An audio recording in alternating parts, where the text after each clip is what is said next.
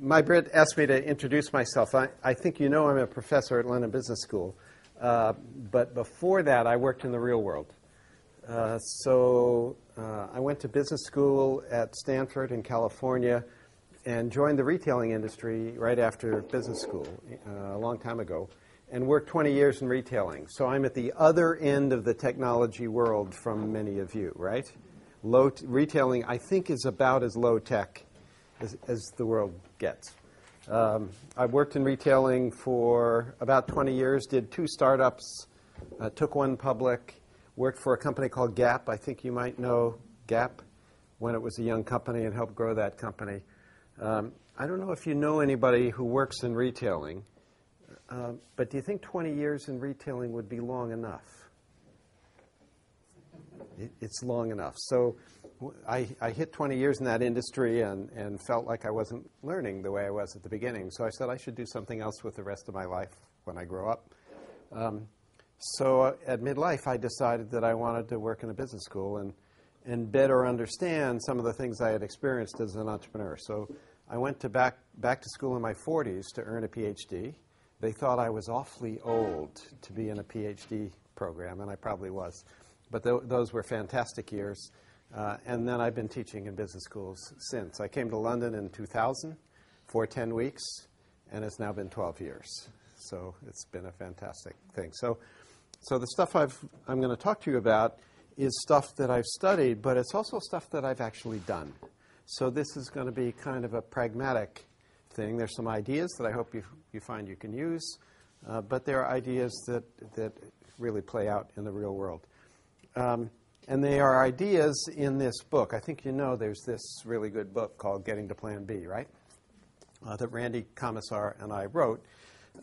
We wrote this book because of this very uncomfortable fact, right? We know what the most common outcome is for an entrepreneurial venture, whether it's a biotech venture in a compound. What's the success rate of new compounds? It rounds to 0, right? Yeah, it's very small. Same for most startups. So this is a problem, and yet startups are very important because the startups that can get to some point where they're minimally successful and then can grow very fast are the ones creating all the jobs in the world. Big companies don't create jobs. They actually eliminate them mostly. They keep trying to make machines do what people can do, right? And the startups don't create jobs either because there's so much churn. One comes, but another one dies. So if we can help companies get to be really successful and then grow fast, the world, maybe now more than ever, really needs to have that happen. So that's part of the motivation for this book. But the question Randy and I asked is this question: why? Why do so many new companies fail? What do you think? What are some of the key reasons?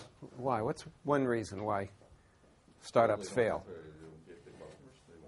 They don't get any customers. So if you don't have a customer, you probably don't have a company either. Although Twitter is trying to prove that wrong, right? Yeah. So that's one reason. No customers. Why else? Why do they fail? Take too long to develop the product? Yeah, it takes too long. Yeah, and they run out of money before they get there. Why else? It's difficult to have all the knowledge you need to make a startup to make it happen. There's a lot you have to know, and maybe you miss some things, and those things take you down. So what else? You might have a lousy plan, right? Have you ever seen a good business plan?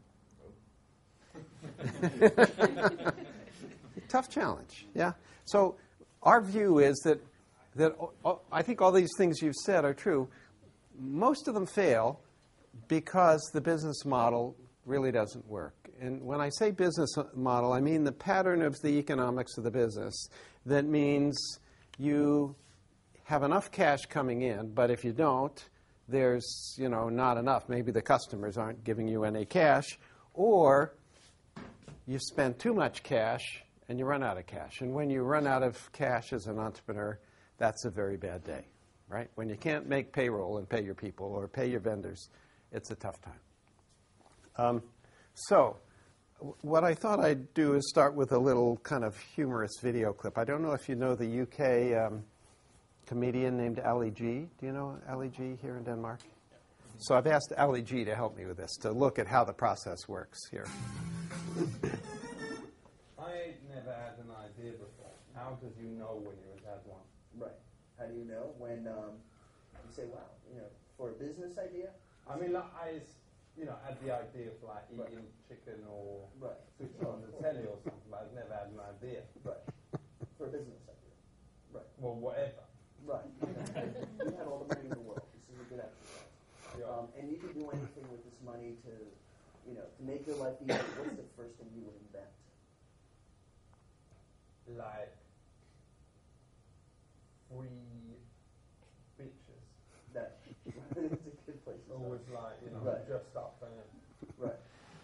Okay. And there's could be a good business. tell someone the idea. How does I know they ain't gonna nick it? That's tough. People usually do. Because like when the PlayStation 1 came out, me was telling me Julie, what would be wicked would be if they brought out something that was better than this. Right. And then 2 years later, what come out? Right. PlayStation 2. How did you think they got the idea from it?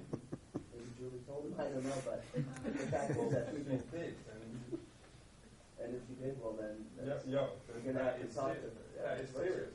Sure. Because there's something called trust. Absolutely. I've got some business idea that I just want to tell you about, and I'll be a fool if very quickly. What is the most popular thing in the world? Music. No. Tell me. Ice cream. Okay. Everyone has it. And what is the problem with ice cream? I have no idea. It drips. Okay. So my idea is what? You can make a drip-proof ice cream. No. Oh, that's the topic. All right, whatever. You ain't going to come out with that, though. No, I promise you I'm not. Well, my idea is to come out with just like these ice cream gloves that make the ice cream not go on your hands and make it all well sticky, and also keep your hands warm Okay. when you was eating the ice cream. Okay. Is you win or is you win? Okay. Well, it sounds like a good idea, and I hope you make a lot of money. Good luck, folks. It's been nice seeing you. You take care of yourself, Well, okay? is he going to be in on that? Well, it sounds like an interesting We've got that P. Diddy is going to be in it. Good.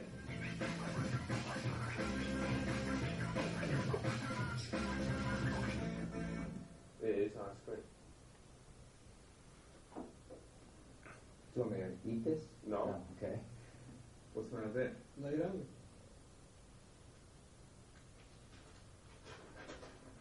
The ice cream glove. That's a C, which means that you can't nick it. Have you seen one of these things before? Sure, Everyone in school learns these things. sure, Venn diagram. sure. People who like ice cream. People who has ham. Sure. What's this section here? It's our target market, isn't it? Okay. You did an intranet search for ice cream. We come back with 6,121 results. We did an intranet search for the gloves. How much results did we get?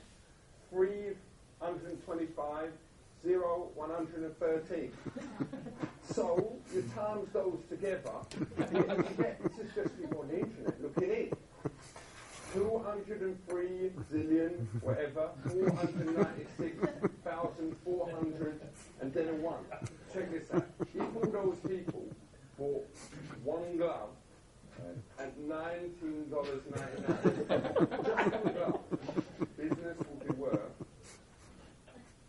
wait for it, that is such a big number, couldn't fit it that way.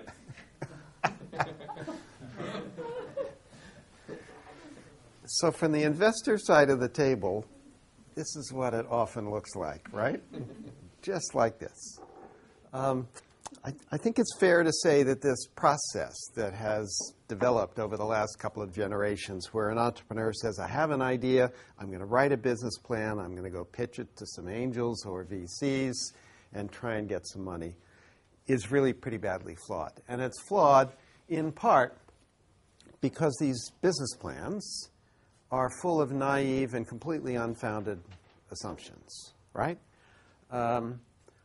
Further, all of those assumptions are in support of this initial idea about which this business plan is so lovingly crafted.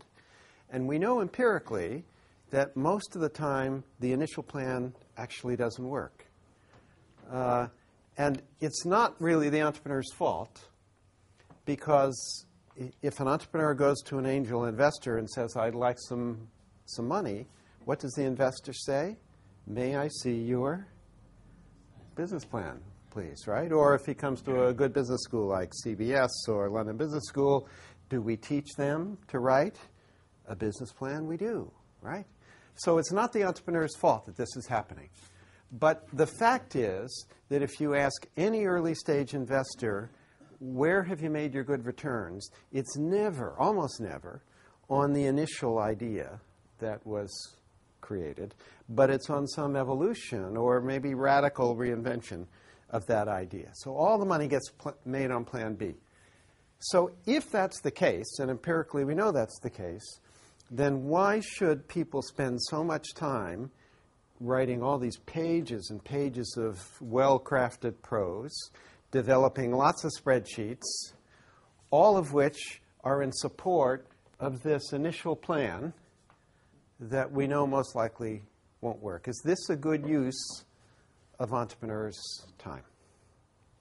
Randy and I don't think it is. So, question. Will Ali G's idea work? What do you think? I don't think so. That's the short answer. Looks a little iffy, doesn't it? Yeah. I think there would be other solutions to the dripping problem.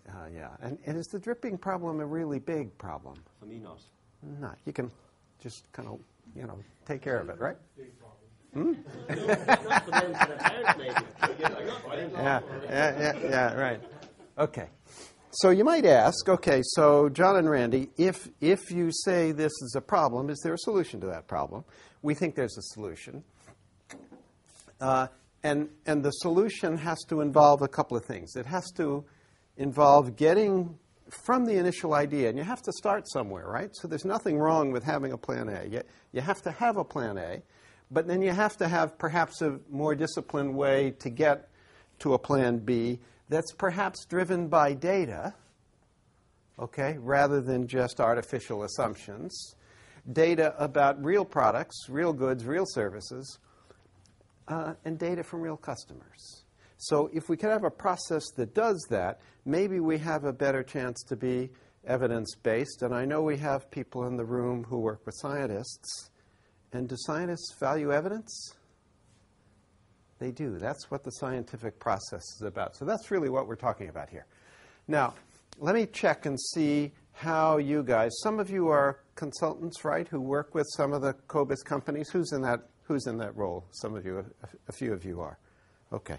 Let me check and see how you work with them when you say, okay, let's sort of figure out how your business model might work. Is this how you do it? Step one? Turn on Excel? No, you don't do that. Good for you. Okay, my students do this. They say, okay, I got to turn on Excel, and then I have to make a bunch of assumptions, right?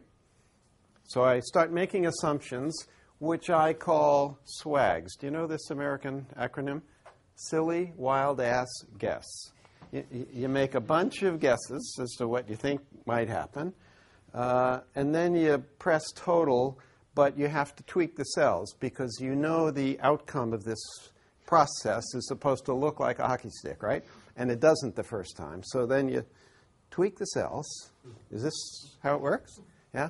And pretty soon you're rich, right? Okay, we got a plan, and it shows a hockey stick. Okay, we're done, and we're rich. I think there's something wrong here. Okay, so how can you really do it? Randy and I suggest you turn off Excel, and instead you think about 5 building blocks. The first of those building blocks is your revenue model. So who's the customer? How many of them are there? How often are they going to buy? Why are they going to buy? How much will they pay you when they buy? What will it cost to get them in the door so they buy? All those questions about will revenue actually come in. There are also a bunch of questions about gross margin model. What's the difference between the cost of what I make that I'm going to send out the door, whether it's a good or a service, and what the customer pays me for that good or service? And can I make that better? There are a bunch of questions about the operating model, all the other costs you need to incur in order to keep the lights on until you've reached break-even cash flow. There's some big questions about working capital model, and by this I mean the timing of those cash flows. Can I get my customers to pay me early? Can I get my suppliers to take my money later so that I don't need so much cash to build a business? And then finally, the investment model. What do I have to put in up front in order to be able to get to do these other things? Okay, so what I thought I'd do here is talk through two things. First, I'm going to talk about this sort of structured process, if you will. How do you get from the initial idea you have to an idea that might really work in a disciplined way? And then I'm going to talk through some company examples of each of those 5 elements in the model so that we can maybe bring them to life. So to talk about process, I want to talk about this company. We all know this company, right? Who's got an Apple computer? Anybody got one? Yeah. Do you like it? Yeah. Yeah, you love it, right? People love them. 10 years ago, what did Apple make? Just computers, right? And did you have one 10 years ago? You did. Yeah, 8 years. 8 years ago. Did you love it then? Yes. Yes, fantastic, right? Were there a lot of people like you who had Apples 10 years ago, 8 years ago? No, it was starting at that point, I Not think. so many. Their market share in PCs? Low single digits, right? They were really struggling. Steve Jobs had left the business, came back to the business, and he said, clearly, we've got to reinvent Apple, right? Apple's about to go under, some thought. And essentially, Jobs said, if I'm going to change this company and get it back on track, I've got to find a really big problem to solve. And the big problem that he found to solve was the problem the music industry had. And what problem did they have? Napster. Big problem, right? So people aren't buying CDs anymore because they can download the tunes one at a time. And how much did we pay Napster for that privilege? Nothing at all, right? Okay. Does somebody have a problem? Yeah. Who's got problems with that? Who had problems? The music industry. The music industry, all of it. The artists, the composers, everybody in the system wasn't getting paid. So Jobs said, it's a big problem. Apple has skills that are well suited to that problem. So should I pursue this? Does this make sense? So I want to talk you through the process that he followed. The first thing he did is he said, well, are there any analog companies that have done something like what I might want to do before, from which we can learn something to figure out, is this a decent idea? And there were a couple that were really important. One was Sony, right? Sony had created a product that many of us had, a Walkman, right? And Sony had sold 300 million Walkmans by that date. Does that suggest there's a market for a portable music device that's a good one? Answer, yes. Okay. Second analog, Napster itself. Is there a market for music one tune at a time? Napster had 26 million users, and there were lots of Napster knockoffs. So clearly, customers embraced this idea of buying their music, not a whole CD, but just the tunes they want. Okay. So clearly, Jobs could see some things that had gone before that indicate, yeah, maybe there's a chance this could work. There were also some things you might call anti-logs. Something, it's not a word, but it's a word Randy and I invented. It's a company that's gone before you that you're not going to copy. You're going to explicitly not copy them because it didn't work or you don't want to do it the way they did it or whatever. So there were a couple of key anti-logs. One was a company called Diamond Rio. Diamond Rio had made one of the early MP3 players. Did anybody in the room have a Diamond Rio? Not many people did. because it hardly worked. It was clunky, impossible user interface, didn't hold many tunes, really hard. So he said, we're not going to build a Diamond Rio here.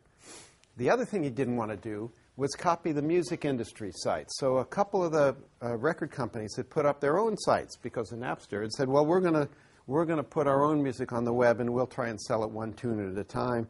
But you didn't get full rights to the tunes. They had only their own music companies' stuff, so all the music wasn't in one place. The interfaces weren't good. It was not good. So we're not going to do that either. So he said, okay, there's these things we're not going to do, and there are these things, Sony and Napster, that suggest there's a business here. But there are a couple of things we really don't know that are crucial. And Randy and I call those couple of things leaps of faith, and every new venture has them. They are crucial assumptions you make that if you're right, you got a business. But if you're wrong about those crucial one or two or three things, then you're going to be dead. So what were those crucial leaps of faith that Jobs faced at the beginning? There were two of them, really. The first one was, will the music industry play along? Because if we can't get the music industry on board with this idea of selling music one tune at a time at a reasonable price, then we're not going to have a legal business, and Apple doesn't want to build an illegal business. You can't grow a business that way. So he said, we got to test that leap of faith. How can we figure out if the music industry is going to play along? Well, let's see. I think I'll call Don Henley, said Jobs. Don Henley's the drummer for the rock group The Eagles. And he said to Don Henley, here's what we're going to do. We're going to build an iTunes store. We're going to build this device. It's going to be an iPod. And we'd like to have your library to sell one tune at a time. Would you play ball? And, of course, Don Henley's not getting paid for all the Napster stuff. So he says, yep, we'll play ball. You can have our library. Then he called other musicians. They, too, said yes. Then he called the music companies. I'm Steve Jobs. I know you got a problem. I think I've got part of a solution to your problem. I'd like to know if you'll play ball. And by the way, I've already talked to your artists, and they want to play ball. So he didn't just assume or hope that the music industry would play along. He went out and tested that assumption. His hypothesis was that they would play, but he wasn't satisfied with just guessing that they'll play. He wanted evidence that they will play. So that was the first leap of faith and hypothesis he tested. The second one was a tougher one. It's fine to say people will download music one tune at a time if the price is zero. It's another question to say they will download music one tune at a time if they have to pay for that. Now, how many of you have an iPod? Almost everybody has an iPod, right? Keep your hand up if you have paid for everything that is on your iPod. A few people in this room who have. Most people who have iPods have paid for some of the music on the iPod, but not all of it. So the question wasn't, can I get people to pay for all of their music? The question is, can I get people to pay for enough of it so that the record companies are happy? Now, will they pay was the other leap of faith. And there was really only one way to answer that question definitively, and that was to launch the site, the earliest version of the iTunes store. So they built the site, they launched. Anybody know how many iTunes they sold on day one? Anybody know? Just over 1 million tunes on day one. Would that be a good day one for your new medical devices venture? Yeah. Not bad. Yeah, not bad. Okay. So, here's what Jobs says about this process. This is the way Apple thinks. Some of you have read the book, Walter Isaacson's book on Jobs. You know this. But artists do this all the time. They all copy each other. And at Apple, they're shameless about copying and sometimes stealing. And sometimes they get sued for stealing things they shouldn't have stolen, and they have to solve those problems and settle. But Apple is a prolific copier. So the notion here isn't that you hide in your lab and develop something and someday spring it on the world fully formed. You actually begin to look outside from moment one, seeing who's done something before that's like what I want to do, from which I can learn. Okay? So that's the process. And that process involves these analogs, anti-logs, testing leaps of faith with a carefully defined hypothesis about which you get some data. Okay? So that's the process. Now I want to talk through these 5 elements in the business model. And I want to do so by telling you about a specific company that brings to life each of these ideas. So the first one's a revenue model. And there are these 2 guys in the UK, living in the south of the UK some years ago, who loved the water, loved the ocean, wanted to build their livelihood around it. And they said, well, let's start a fishing business. But they didn't have a boat.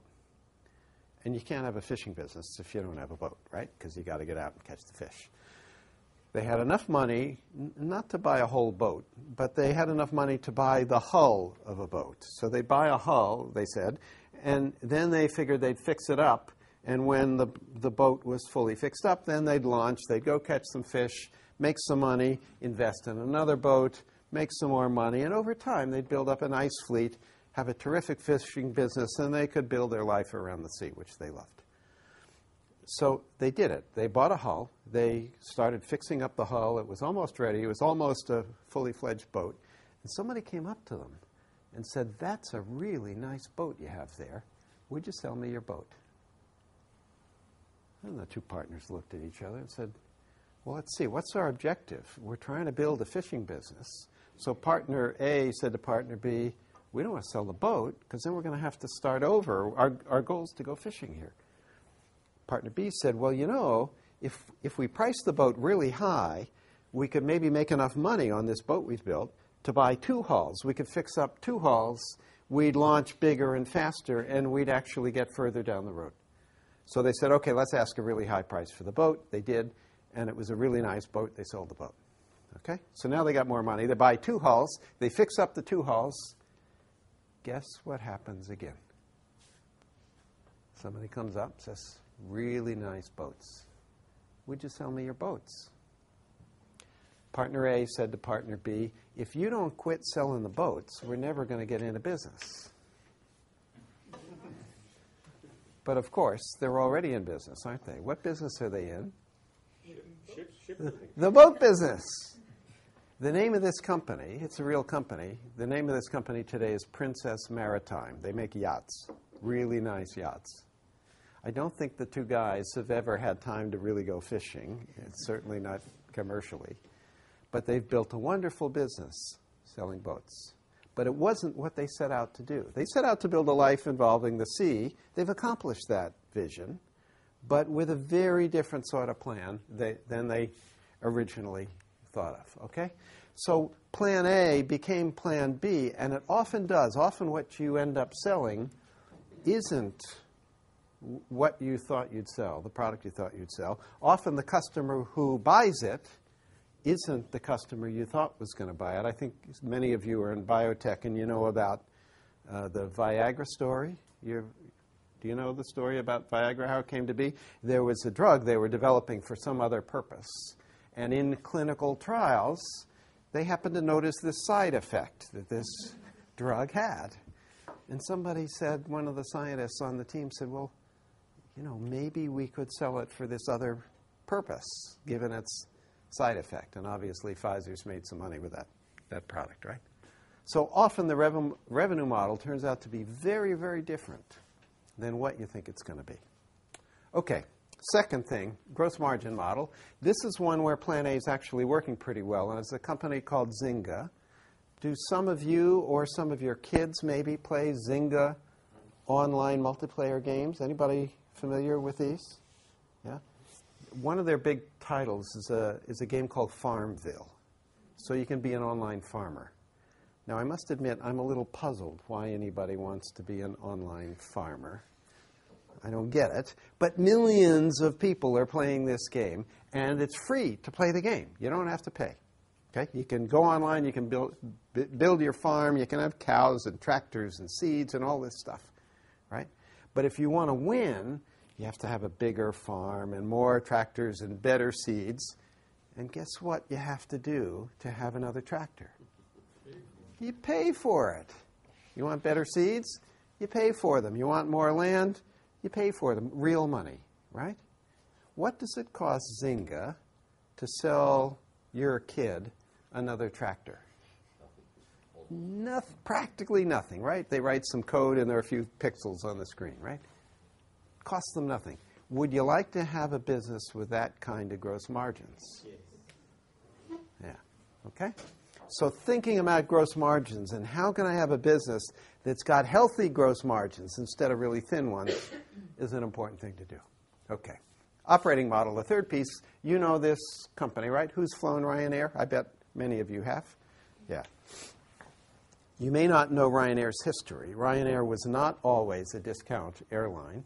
And in fact, in the beginning, Ryanair was a family-run business. The Ryan family in Ireland started it. And they were flying people just back and forth, Ireland to the UK, various cities in both countries, losing boatloads of money. Because in airlines, that's what you do, right? You start up and you lose a lot of money. That's airlines.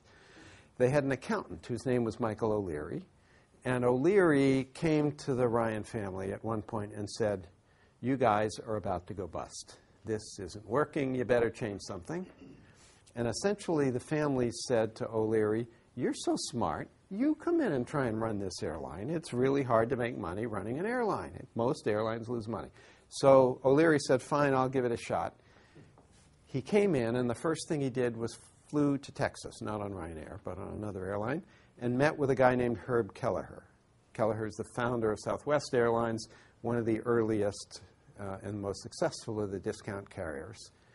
And he wanted to know from Kelleher, how is it that you can charge way less than all the other airlines charge, and yet you make money and all the other guys lose money? I don't get it. How's this working? So if we together were to start a new discount airline, and we were to say, okay, well, we got to take costs out, what are some of the costs we could take out of running an airline? What could you just draw a red line through and say, we're not going to spend that money? What are some of the things? Well, services on the flight. Okay, so take out in-flight service. So what are you going to eliminate? No food, no lunch. The lunch wasn't good anyway, right? You might as well take that out. What else could you take out? Yeah. Now these were pre-online days. Okay, so who was selling tickets in those days? Travel agents, right? So let's cut out the travel agents, so we don't have to pay them. So how are we going to sell tickets? Well, people will have to phone us. And by the way, who pays for the phone call? The customer. The customer, not Ryanair. Okay, so we're going to have no travel agents. We're going to have no food. What else can we cut out? A lot of the ground costs, turnaround time, all the technical stuff. We got to get turnaround time down. It takes Alitalia an hour and 40 minutes to turn around a plane, okay, on the ground. Ryanair has figured out how to do it in 40, not an hour and 40. So how do you do that? Well, there were a lot of little things involved.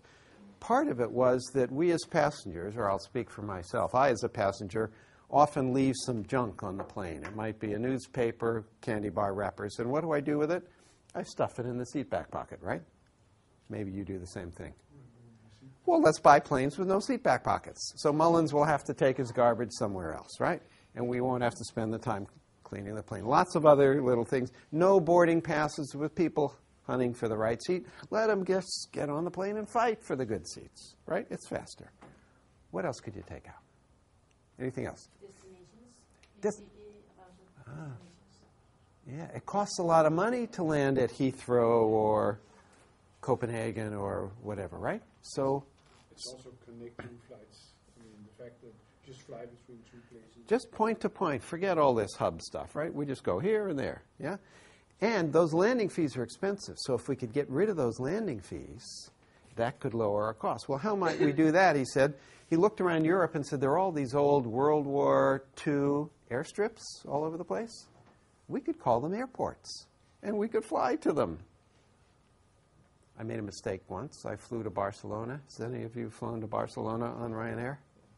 Don't do it. 2 hours it took us to get from our flat in London, center of London, out to this airport, Stansted, where Ryanair flies. You've flown to Stansted? It's not London. Come on. It's in the boonies. So you get to the airport. Then we flew to this airport they said was Barcelona. And then we got on a bus. And the bus took us to what was really Barcelona. The bus ride into Barcelona from this airport was longer than the flight from Stansted to this airport that they said was Barcelona. Unbelievable. Okay? But... It's like flying to Olden. Yeah, exactly. You have the same thing here, right? Yeah, it's crazy. So they took that cost out. Maintenance. Yeah, you don't want to take maintenance out. You got to fly safely. But if you buy only one kind of plane, then you can have only one kind of training for maintenance staff and only one set of spare parts and so on. So only one kind of plane in our fleet. What else? Crashed with Ryanair, and they did it awful. Just as a side note. You crashed, you said? Crashed and caught fire on the plane, and they did absolutely awful. You were in a plane that caught fire? Yes. Ah. Fun? But somehow they managed. But I'm never, ever going to fly Ryanair again. Not because it happens, because that can happen. Because they didn't. Because of the way they handle it. Yeah. Never. No, disregarding the price. I'm not going to. Yeah. A lot of reasons not to fly Ryanair. But apparently lots of people like flying them because they are today the biggest airline in Europe by passenger count. Okay? Who would know? Biggest one in Europe. Why? Because they've just taken all these costs and drawn a red line through them and eliminated costs. Now, there was an idea a couple of years ago that O'Leary had. He said, how many pilots are in the cockpit? 2, right? How many people does it take to fly an airplane? 1. Can't we just get rid of the other guy? Well, why is he there? Well, maybe the first pilot has a heart attack, right? You don't know. So you probably want to have somebody who can land the plane. He said, well, flying's pretty routine today. A lot of it's instrument-driven. We could probably teach a flight attendant to land the plane. Why don't we just get rid of the second pilot, cut our costs even further? At which point, one of the pilots said, this airline has really good systems and processes. It kind of runs on its own. We probably don't need a CEO.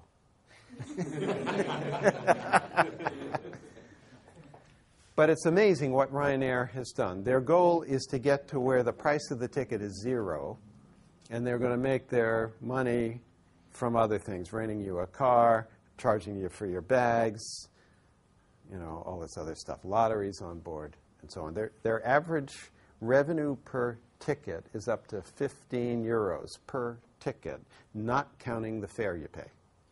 So they're getting to where they don't need a fare at all. Okay, but that's on the revenue model side. Working capital model, there's this company, I don't think they have any stores in Denmark, but has anybody ever shopped at a Costco store? Why do you shop at a Costco store? It's cheap. And why is it cheap? By huge amounts. Huge quantities, right? Yeah, so you can get stuff like toilet paper, paper towels, 36 rolls, right? You need a truck to take it home, practically. Can you buy ketchup or mustard or something like that? About the same size. About this size, right? A lifetime supply of ketchup for your kids, right? In one weekend, right? Everything's in huge quantities. And because they buy it and pack it in huge quantities, their vendors give them fantastic prices. Therefore, they can keep the prices really low. Therefore, they do something very unusual. They charge people to shop at the store. So you couldn't just go in, right? You have to be a member. Yeah. $40 or something, right? Yeah, it's in the U.S. it's $50. It's I think 30 or 35 pounds in the U.K. So think about that. When do they get our money? First, we have to be a member, so they get our money before we ever shop. Then we go shop, and do they take credit cards? No. They want cash on the day we buy because they haven't paid their vendor yet for the merchandise. So if they get cash or debit card, they get their money on that day. Then they can pay their vendors 10 days later. So by getting our cash up front and then having us pay with cash, the day they open a store, they generate enough cash flow to open 3 more stores from that day's opening. It's an amazing working capital model. And the sum of all these membership fees we pay, yours and mine and everybody else's, adds up to 2/3 of operating profit every year. So the rest of the business, the basic retailing part of the business, they can run pretty close to break even. So it's really hard for Walmart or Marks and Spence or anybody else to compete with them. Amazing working capital model. Then lastly, investment models. There are two companies, these two companies. You know Skype. I don't know if you know Vonage. It's a U.S. company. But they both had the same idea. We're going to disrupt the long-distance telco business, right? And we're going to do internet-based long-distance calling. And we're going to make life really hard for the telcos, but really good for consumers. We're going to have really cheap phone calls. Vonage said, well, let's see. We're going to be in the phone business, so you need a telephone to make a phone call. So that means we need switches and routers, and we have to connect to the last mile copper into people's homes and all that. That's a lot of capital investment. So we're going to need a lot of customers to get to scale. So they spent $246 million in year one to get customers, got about 1,400,000 customers, cost of $180 a customer roughly, to get up to scale very quickly. Skype, as we all know, had a very different idea. Well, do you need a phone to make a phone call? Nah, everybody's got a laptop or a PC today. Let's go PC to PC, right? And by the way, while we're at it, instead of putting the software on central servers, we'll just put it on everybody's own PC, so we don't even need servers. So in year one, Skype spent no money on marketing, offered its phone calls for free, and by the end of year one had 7 million customers. Now, who has the better investment model here to start what is fundamentally the same business? Dramatic difference. Okay. So what do these guys have in common? Most of them made their eventual success not on Plan A, but by changing to something that you might call Plan B. But what Randy and I discovered as we researched these companies is for each of them, the breakthrough wasn't some highly complex rocket science idea.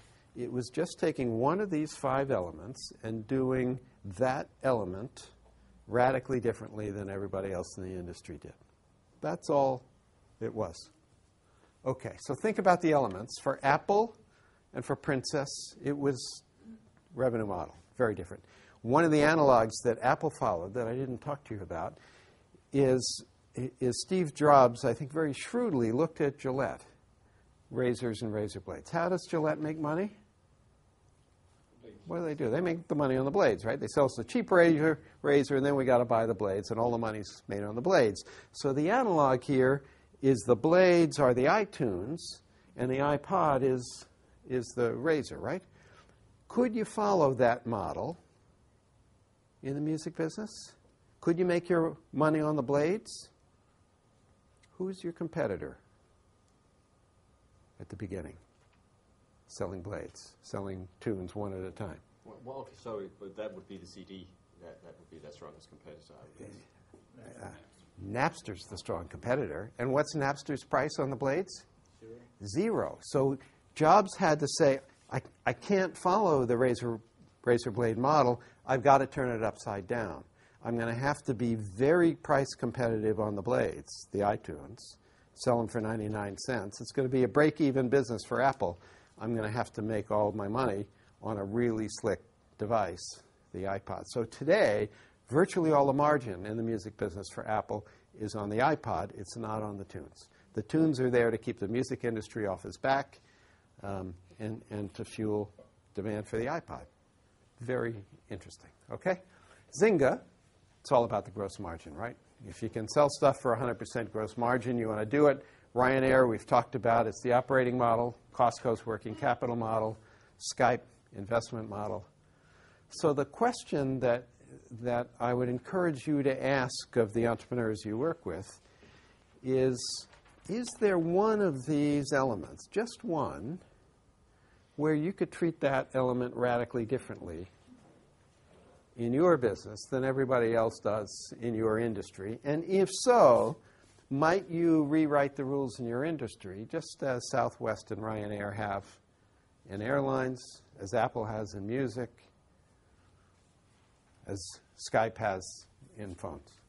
Okay. So let's pull this set of ideas together. So there are these 5 elements, right, in the business model, in anybody's business model. And there are 4 steps in the process. So if you were to start thinking through an idea for a new medical device or a new diagnostic procedure or whatever it is, you might say, okay, has somebody done something like what I'm going to do before? Is there a Sony Walkman to my iPod? And if so, is there a leap of faith there? Just because Sony could sell Walkmans, it doesn't mean Steve Jobs could sell iPods, right?